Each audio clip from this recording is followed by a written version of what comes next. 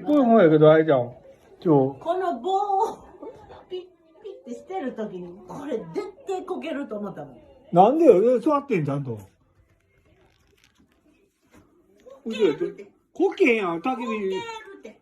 お前あんまやったら、あれ、ほんまにこけるって。こける。だけなんで、焚き付け係の人の椅子にはええで。うん。そうや、そううえーってこけるってこれ。風吹いてったらこけるか。当たり前、こんなん彼みたいいかんもんやん。これね、